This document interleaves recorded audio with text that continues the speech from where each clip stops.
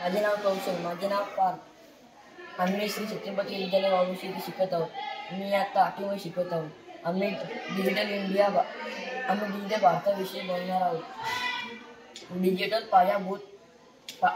पायाभूत सुविधा देणे, डिजिटल सेवा देणे, डिजिटल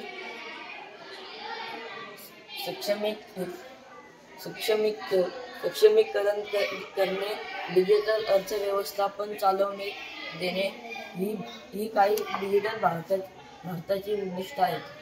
डिजिटल इंडिया ही केवळ एकच मोहीम नसून ती मेक इन इंडिया आणि आत्मनिर्भर भारत यांसारख्या इतर अनेक सरकारी उपक्रमांशी जोडलेली आहे.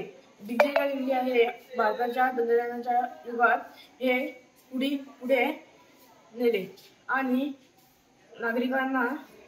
नागरिकांना अधिक होते. या उपक्रमामुळे देशातील लोकांना आणि अर्थव्यवस्थेला मोठा फायदा झाला आहे.